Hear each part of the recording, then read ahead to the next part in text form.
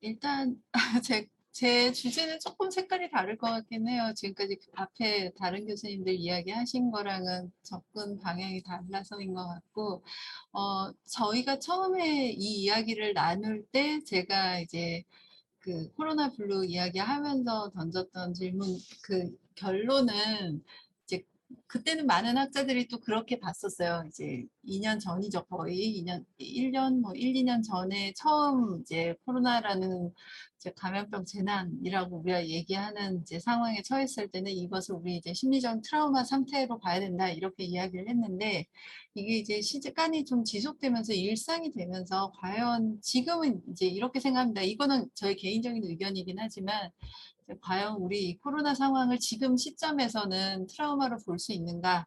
라는 이제 좀 질문을 해보게 되는 것 같고요.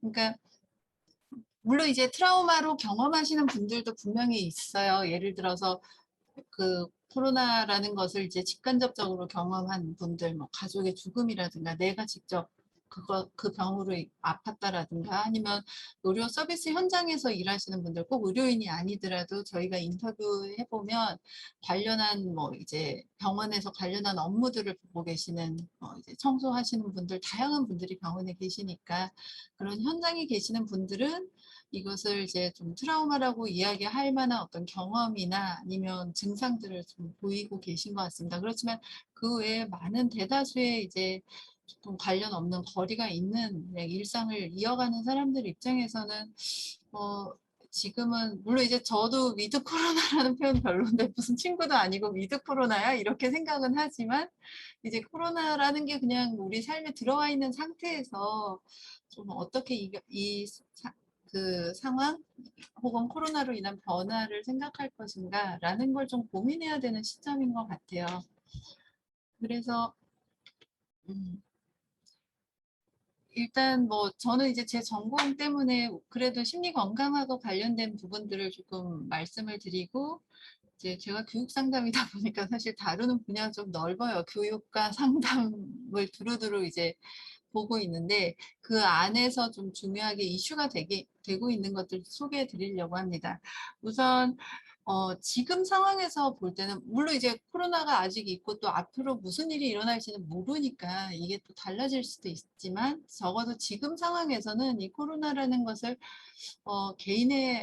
개인이 지금 그동안 갖고 있던 상황들, 조건들을 좀 악화시키는 또 다른 이제 변인으로서 이제 코로나를 좀 생각해 볼 필요가 있지 않을까 이렇게 많은 연구 결과를 봤을 때 생각을 좀 하게 됐고요. 그러니까 예를 들어서 내가 그동안 큰 어려움이 없이 예를 들어서 정신 건강하고 다행히 코로나 상황에서 뭐 경제적인 타격이 없거나 아니면 특별히 가족관계상에서 어려움이 없었던 분들은 뭐 힘들지만 그래도 잘 일상을 이어나가시는 것 같아요. 나름의 의미도 또 새롭게 찾는 분들도 계시고 그런데 이제 만약에 내 고용 상태가 불안정하다든가 경제적으로 사실 여의치 않다든가 혹은 뭐 중독의 문제가 있었다라든가 가족 갈등 문제라든가 기존의 뭐 정신건강 문제 주로 많이 보고되는 것이 이제 그 불안이라든가 아니면 뭐 공포증이 있는 분들이 이게 더 심각해졌다. 예를 들어서 이제 코로나 때문에 뭐 그런 이제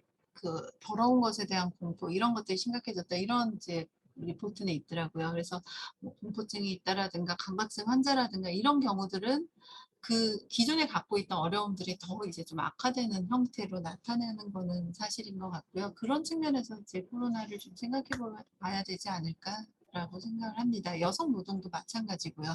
앞서 말씀하신 것처럼.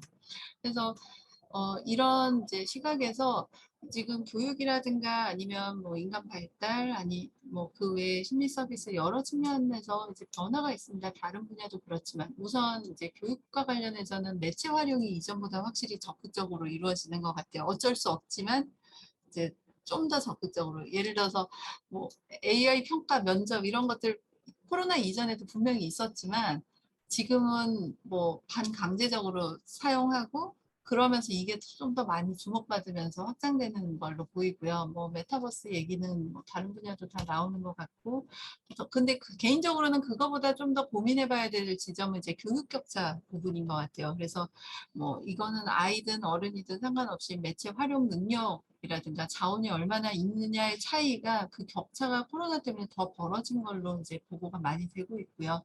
혹은 이제 돌봄의 정도, 내가 얼마나, 그러니까 결국 갖고 있는 것이 얼마나 있느냐에 따라서 이 지금 이제 코로나라는 이제 어려운 역경 상황의 결과 차이가 좀 생기는 게 아닌가 이렇게 이제 생각이 되는데, 학습 격차도 분명히 벌어지는 것 같고요. 실제 아동들 같은 경우에는 이게 앞서 말씀하신 나중에 고용이나 취업에도 글쎄요, 드러나게 영향을 그러니까 드러나게 뭐 차별이 이루어지진 않겠죠. 대놓고는 아니지만 알게 모르게 결과로서 나올 수는 있을 것 같다는 생각을 하고 있고요.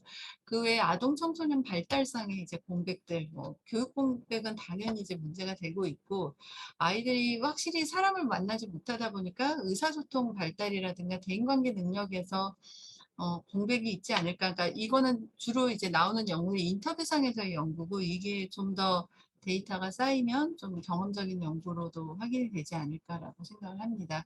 그리고 좀 새로운 어떤 발달 단계, 뭐 대입 상황이라든가 입직 상황이라든가 이런 이제 발달 단계랑 그 개인의 단계랑 이제 코로나 상황이 이렇게 딱 연결돼 있는 세대들이, 그러니까 나이대들이 있는 것 같아요. 그래서 이분들이 호소하는 또 이제 어려움들이 조금 별도로 특히 심리 상담할 때는 많이 이제 좀 드러나는 것 같습니다. 그리고 요 표는 사실 저희 되게 귀한 이제 경험적인 자료들, 물론 개인 연구자들이 하는 거는 많지만 그래도 비교적 좀 샘플 사이즈가 큰 것들 위주로 가지고 왔는데, 보면 앞서 이제 여성들 고용과 관련해서도 보여주셨는데 여기서도 그렇게 나옵니다. 이제 가사노동이 얼마나 이제 증가했는가라고 했을 때 여성들이 훨씬 더 나의 가사 노동이 많아졌다. 남성들도 많아졌다고 보고하지만 여성들이 더 많이 보고하고 있는 게 두드러지게 많이 보고하고 있고요. 그리고 아이 돌봄에서도 이전에 비해서 훨씬 많아졌다라는 거 이제 보고가 있습니다. 그리고 이제 남성보다 좀 많다라는 거는 이제 가정 가사와 관련해서는 좀 그냥 공통되게 어느 나라 연구에서나 드러나는 결과인 것 같고요. 음. 그리고 뭐 코비드 19 전후에 좀 어떤 변화가 있냐라는 이제 보고를 확인해 보면 이제 두드러지는 거는 가사 노동이랑 그리고 아이 돌봄. 그 재밌는 거는 개인적으로 여가를 즐기는 활동은 확 줄었다라고 보고를 해요. 그러면 이제 그거 준 만큼 대신에 그게 꼭 나쁜 거는 아니고 이제 가족들끼리 이제 보내는 시간이 늘었다.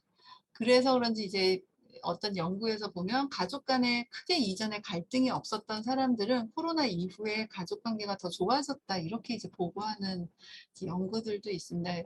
어느 쪽이든 가족이라는 단위에 좀 더 집중해서 이렇게 생활이 이루어지는 그런 이제 모습들은 있는 것 같아요. 그게 뭐 개인적으로 좋을 수도 있고 아니면 이제 진로 경력 개발 측면에서는 또 마이너스일 수도 있는 것 같고요. 그래서 보시면 가족과 관련해서는 아동 청소년 보호 문제가 이제 일단 첫 번째 이슈인 것 같습니다. 그래서 이 아동 청소년들을 보호하기 위해서 결국은 아버지보다는 수입이 적은 혹은 고용이 불안정한 엄마가 이제 직장을 그만두고 아이를 이제 돌보는 형태로 많이 전환하는 것 같고요. 근데 그러지 않고 만약에 밖에서 이제 직장 생활을 한다면 결국 아이들은 이제 부모 혹은 이전에 학교가 했던 보호 관찰 아래에서 벗어나는 생활을 하게 되잖아요. 그게 이미 지금 2년 가까이 되다 보니까 확실히 게임 사용이라든가 아니면 방임하면서 생기는 이제 청소년 비행의 문제들, 그리고 아이들이 이제 이거는 특히나 또 돌봄이 많이 약한 이제 계층에서 보고가 되고 있는데, 영양 부분이라든가 아니면 이제 신체적인 성장에서도 좀 격차가 벌어지지 않을까 이렇게 이제 우려할 만한 이제 사인들이 나오고 있고요. 다중역할 갈등은 이제 제가 또 개인적으로 관심 있는 주제라서 이렇게 컬러링을 해놨는데, 앞서 말씀하신 것처럼 여성의 가사 돌봄 부담이 이제 늘어나다 보니까 이게 이제 진로에도 영향을 미치고 관계에도 영향을 미치는 것 같아요. 일단 이걸로 인한 스트레스가 많다 보니까 이 갈등을 좀 건강하게 해소하지 못하는 이제 케이스들이 좀 많이 보고가 되고 있고, 물론 그렇다고 해서 이게 이혼율로 바로 이어졌냐는 앞으로 좀 더 두고 봐야겠지만, 이렇게 이제 좀 더 가족 갈등이라든가 부부 갈등 부분은 이제 많이 보고가 이전보다는 더 많이 보고가 되는 것 같습니다.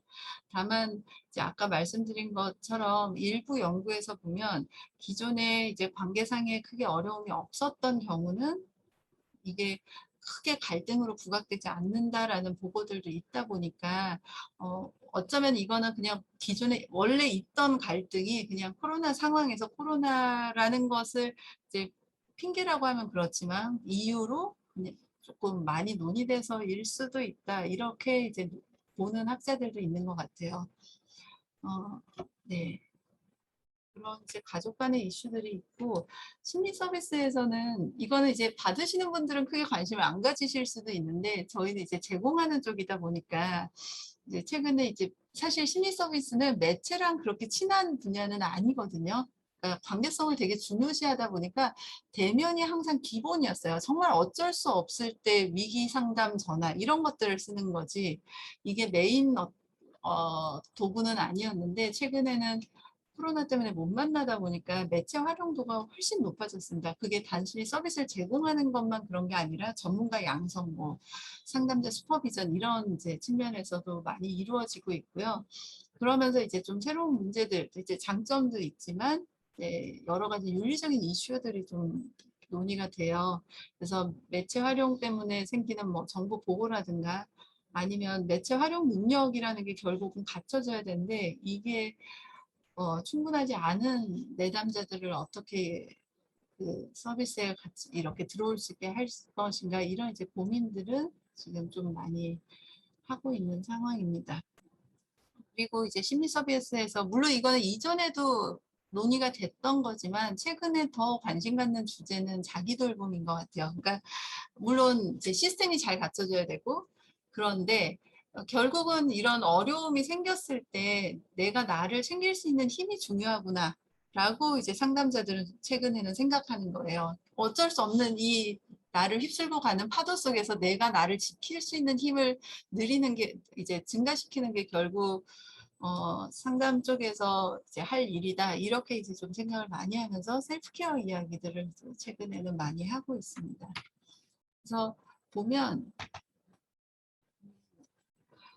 어, 이거 너무 긍정적인 얘기일 수도 있는데 오히려 지금 물론 요 정도 코로나 상황에서 다행히 또 우리나라는 비교적 이렇게 방역도 잘 되고 해서 할 수 있는 이야기일지는 모르겠는데, 이 정도에서 더 나쁜 일이 일어나지 않고 잘 마무리가 된다면, 지금 분위기로만 본다면 어쩌면 오히려 이 어려움 이후에 우리가 확인할 수 있었던 거는 변화에 적응하는 인간이라는 게 아닐까. 그러니까 결국 코비드 19이라는 것도 또 하나의 우리 인간 사회에서 발생한 역경 중에 하나가 아니냐, 이렇게 이제 너무 나이브한 얘기일 수도 있지만 이렇게 좀 보는 시각들이 최근에는 많아진 것 같고요. 아무래도 저희 분야에 또 특징도 있는 것 같아요. 인간의 어떤 스스로 성장하는 힘에 관심을 가지고 좀 집중하는 경향이 있다 보니까 이제 그런 측면들을 좀 부각하는 것도 있는데, 자, 그러면 이렇게 이 발생할 수밖에 없는, 결국 뭐 코비드 19이 아니더라도 우리가 살면서 어려움들은 항상 생기잖아요, 외부에. 그랬을 때 우리 사람은 어떻게 해야 되냐? 그러면 이제 가장 좀 이번 일에서 본 거는 유연하고 적응적인 인간성이 중요하지 않을까. 그러면 유연하고 적응적인 인간이라는 거는 좀 어떤 요소들을 갖춘 인간인가? 라는 연구들을 이제 최근에 많이 하고 있습니다. 그러면서 물론 이제 이전에도 있었지만 코비드 19이랑 연결해서 좀 많이 주목하는 주제는 이제 리질리언스 문제, 역경에서 얼마나 잘 일어나는가. 그래서 그리고 또 저희가 처음에 코비드 19 이야기가 나왔을 때 여기에 대해서 이걸 트라우마다, 불안하다 이런 이야기를 한 거는 결국 불확실성 때문인데 이 불확실성에 대해서 인내력이 좋은 사람도 있고 그렇지 못한 사람들도 있잖아요. 그러면 이 불확실성에 대한 인내력이라는 게 상당히 좀 우리를 잘 이렇게 유연하게 적응할 수 있도록 돕는 요소가 아닐까 이렇게 최근에 많이 보고 있고 아까 말씀드린 것처럼 그러면 불확실성 속에서 어떻게 내가 잘 살 것인가 뭐 그거는 이제 개인의 성향에 따라서 달라질 수는 있지만 나의 이제 소중한 관계를 잘 유지한다라든가 내가 좋아하는 활동을 한다라든가 여러 가지 이제 가능할 겁니다. 케어링 방법은 있을 거고 그리고 또 최근에 좀 이거는 기독교 쪽에서도 많이 이야기하는 건데 프로티언 성격이라는 게 이제 코비드 19 이야기가 나오면서 또 주목받기 시작을 했어요. 그래서 이제 최근 논문들에서 좀 언급이 되고 있습니다.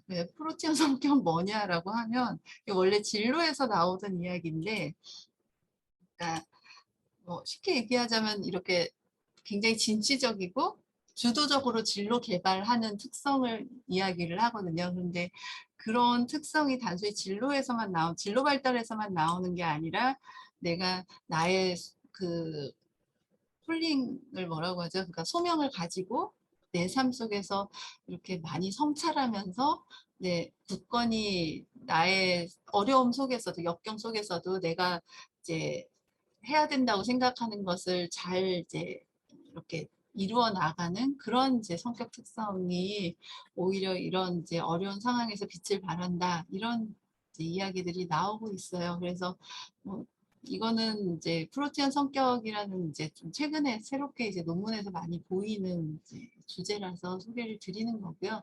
그리고 좀 재밌었던 거는 우리가 이제 코비드 19이 처음 이야기가 되면서 이제 거리두기가 문제가 됐잖아요. 그러면서 이 거리두기 상황에서 적응성이 내향적인 사람과 외향적인 사람 간에 좀 차이가 있다라는 연구들이 이제 보고가 됐습니다. 그래서 그동안은 대부분 외향성이 무언가 진취적이고 성취한다는 측면에서 항상 플러스 요인이 많은 것처럼 이렇게 연구에서 좀 많이 보였었는데 이런 일이 잘 없는 거예요. 내향성이 적응적이더라라는 이제 연구들이 나오는 게 그래서 굉장히 많은 내향적인 사람들이 여기에 대해서 굉장히 연구 결과를 보면서 좋아했다라는 후문도 있고요. 뭐 근데 어느 쪽이 더 좋다는 없죠. 근데 그 내향성이 갖는 특징들을 좀 다시 한번 보게 되는 계기도 있고요. 그런데 또 가장 최근 논문에서는 그 얘기도 있었어요. 지금 이 코로나가 2년 가까이 되니까 이제는 내향성도 견디기 힘들다.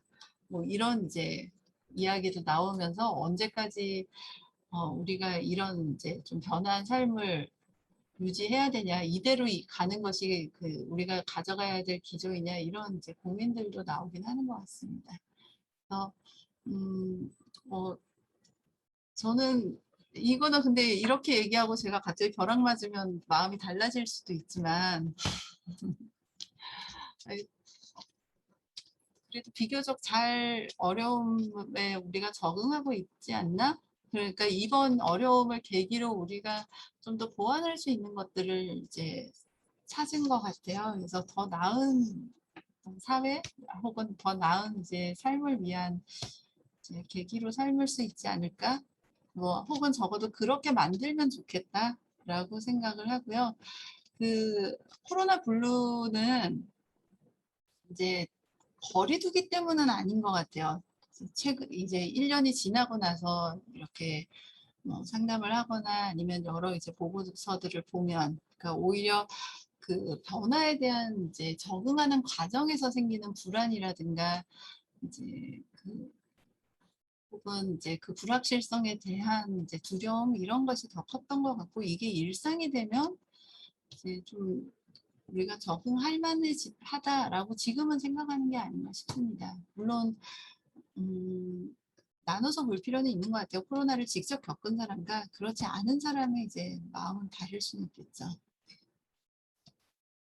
네, 제가 갑자기 너무 밝은 얘기를 한 것 같은 생각이 들어서 뭐 피드백을 주시면 또 얘기하죠. 생각해 볼 거리들이 많은 것 같아요. 네, 그리고 저는 어떻지 하는 생각들을 좀 했네요. 순간. 그러니까 집에서도 그렇고 밖에서도 그렇고 역할들이 바뀌고 대응하고 적응하고 뭐 이런 시간에 저는 어떻게 했나 하는 생각들이 좀 들고요. 프로티언이라고 하는 건 처음 봤어요.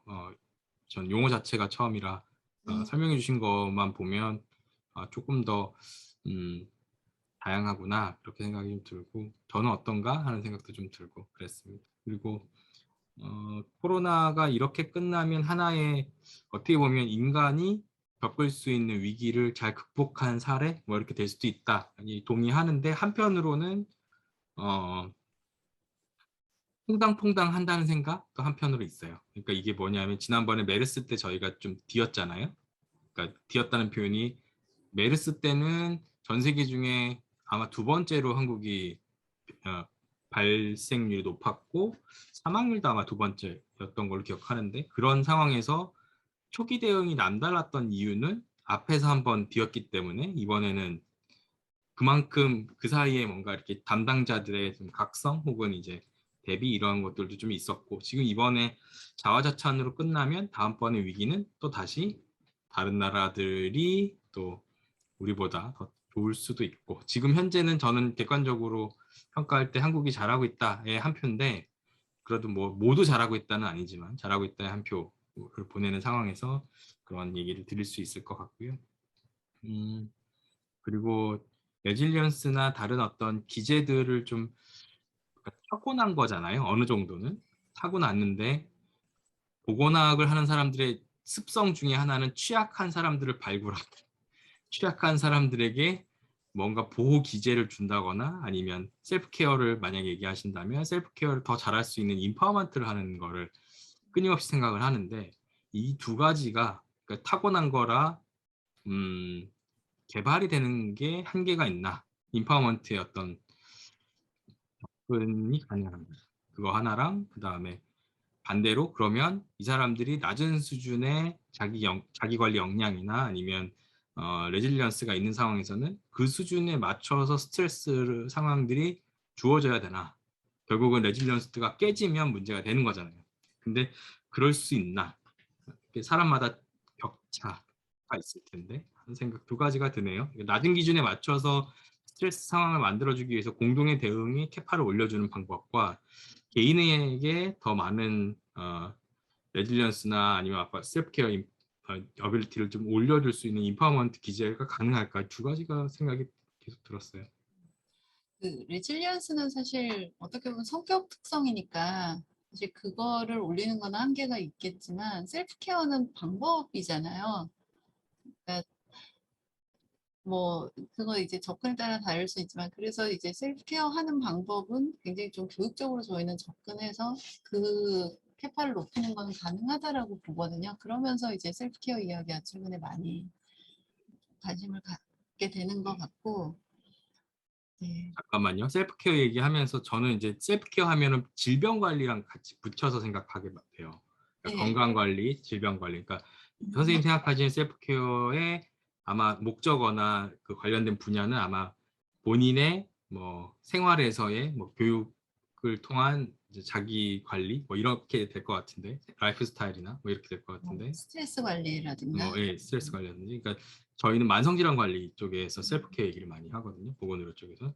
그래서 앞서 얘기한 급성기 질환의 문제보다는 지금 현재는 만성질환 쪽에 문제로 옮겨왔기 때문에 이미 옮겨왔고 그런 상황에서는 병원에 의존할 수 있는 부분도 물론 있지만 본인이 병원을 가지 않도록 셀프케어를 더 잘하게 만들어주는 전략도 중요한 전략이라고 생각하고요. 그렇기 때문에 만성질환은 사실은 병원에 그러니까 외래 방문하는 걸로 충분하다라고 하는 것이 일반적인 상식이에요. 저희 쪽에서는. 근데 급성기 병상수가 늘어나는 건 입원한다는 얘기잖아요. 그러니까 병상수 증가는 사실은 시대에 안 맞는 거다. 이렇게 생각을 하죠. 그래서 셀프케어를 잘할 수 있는 방법 뭐가 있을까? 그래서 역시 돌아서 오늘도 깔때기처럼 헬스 리터러시 얘기로 이제 기결이 되는. 네. 그래서 지금 하고 있는 연구 아이템 중에 하나가 헬스 리터러시가 높은 사람들이 셀프 케어를 더 잘하나. 그리고 셀프 리터러시 수준이 올라가면 셀프 케어 능력도 올라가나. 그리고 헬스 리터러시 수준이 낮은 사람들에게 그 눈높이에 맞춰서 컨텐츠가 제공이 되면 셀프 케어를 또 잘할 수 있나 뭐 이런 것들을 고민하고 있습니다. 왜 웃으세요? 아니요, 네, 설득당해 버렸어요. 예, 갑자기요? 예. 헬스 리터러시에 설득당했어요. 이게 예. 키워드 같은데요. 요즘 제가 밀고 있는 키워드긴 한데, 근데 제 생각에 지금 이제 이 영상이 나갈 때 제가 뭐 발표했을지는 모르겠는데 지금 페이퍼를 하나 준비를 하고 있는데 마음이 좀 급해요. 왜냐하면 헬스 리터러시 이슈 자체가 지금은 정립이 안 된 상태로 그냥 막 떠돌아다니는 느낌이 있거든요. 그래서 가능하면 더 많은 사람들한테 오픈되기 전에 조금 더 제 나름대로는 정리해서 이거가 이렇게 구성되어 있고 이런 특징이 있고 이런 방향으로 우리가 봐야 됩니다라는 얘기를 좀 하고 싶은데 지금 제 손을 막 떠나서 지금 막 약간 서로 각자 입장에서 해석하고 있는 느낌이 좀 들어요. 그래서 좀 마음이 급한 상황이고요. 네, 약간 길이 샜는데 다시 돌아와서 그런 이정현 선생님 말씀 듣고 나서 생각이 많아지네요. 여러 측면으로 재밌게 들었습니다. 그 지금 한 2년 됐죠. 저희가 코로나 관련해가지고 햇수로 2년 그리고 시작한 2월부터 작년 2월부터 시작했으니까 긴 시간이긴 한데 시간을 돌아보면 순간순간은 길게 느껴지는데 돌아보니 한순간이다라는 생각도 좀 들어요. 그러니까 이 변화는 계속되는 것 같고 그 변화 속에서 우리는 최적화 삶의 부분도 그렇고 하는 일도 그렇고 적응해 가는 것 같은데 그 이후에 이 코로나 관련해서도 새로운 이슈들 그다음에 우리가 예상했던 것들과 조금 달라지는 지점들 아마 있을 것 같습니다. 그렇다 하더라도 긴 안목으로, 긴 호흡으로 이 과정을 좀 이기고 다른 새로운 또 균형점을 찾아서 가는 그 여정이 이어져야 되지 않을까 싶고요. 그 과정에서 저희 혼자 고민하는 게 아니라 여기 있는 영상들을 통해서 다른 사람들하고도 의견들을 좀 나누고 그 다음에 또 저희가 학교에 있으면서 학교에 있는 사람으로서 느끼는 지점들도 얘기를 나눴던 것 같습니다. 그래서 그 지점에서 좋은 부분들은 공감해 주시면 좋겠고 또 부족한 부분이 있었다면 다른 좀 제안들로 저희를 좀 일깨워 주시는 것도 좋을 것 같습니다. 그래서 오늘 이 자리로 일단락 되는 거지만 향후에 또 다른 기회가 있으면 또 이렇게 만나서 소통하는 걸로 기회를 약속을 남겨놓고 마무리하는 게 어떨까 싶습니다. 그동안 긴 시간이었고요. 그리고 호스트 해주신 이남현 교수님 그 다음에 늘 저희한테 심리적으로 힐러 역할을 해주신 이장민 선생님 그리고 냉철하게 정리해주신 정세영 교수님 모두 감사드리고 제 말은 여기서 줄이도록 하겠습니다. 감사합니다. 훌륭해. 감사합니다. 네, 정일 교수님 말씀 감사하고요. 저희 2년에 걸친 시즌인데 처음부터 첫 번째 시즌을 코로나 특집으로 시작해서 이게 계속 앞으로 될지는 어떻게 또 전개될지 계속 오늘 나온 말처럼 어떻게 진화할지도 잘 모르겠는데 저희 다음에 또 다른 어떤 아이템이랄까 어떤 내용들 준비 계획 중인 것들은 좀 있는데 올 수 있게 되면 그때 또 만나도록 하겠습니다. 예, 감사합니다. 네. 수고하셨습니다.